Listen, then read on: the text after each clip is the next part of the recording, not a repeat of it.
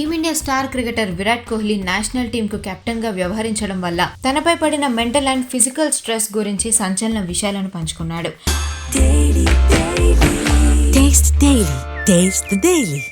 2021-22 మధ్య కాలంలో తన కెప్టెన్సీ బాధ్యతల నుండి తప్పుకునే సమయానికి పూర్తిగా అలసిపోయానని, తనలో ఉన్న శక్తి అంతా అయిపోయిందంటూ కోహ్లీ ఆవేదన వ్యక్తం చేశాడు. నిజం చెప్పాలంటే నేను ఒకానొక స్టేజ్లో బ్యాటింగ్ యూనిట్కు, టీంకు కెప్టెన్గా ఫోకల్ పాయింట్గా మారిపోయాను. ఈ 2 బాధ్యతలు నాపై ఎంత భారాన్ని పెంచుతున్నాయో మొదట గుర్తించలేదు. భారత క్రికెట్ను నెంబర్ 1 స్థానంలో ఉంచాలనే బలమైన కోరిక వల్ల స్ట్రెస్ను పట్టించుకోలేదు.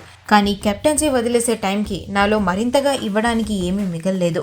అవును, ఇది నిజంగా చాలా భయంకరమైన పరిస్థితి అని పేర్కొన్నాడు. ఫామ్ కోల్పోయి ఇబ్బంది పడుతున్నప్పుడు తనకు అండగా నిలిచిన మాజీ head coach Rahul Dravid, batting coach Vikram రాథోడ్లను అభినందించాడు. 2023లో నా టెస్ట్ క్రికెట్ ప్రయాణం అద్భుతంగా సాగింది.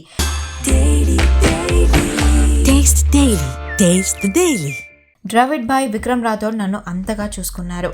నేను వారి కోసం ఆడాలి, గ్రౌండ్లో కష్టపడాలి అనే భావన నాలో కలిగించారంటూ కోహ్లీ ఎమోషనల్ అయ్యాడు.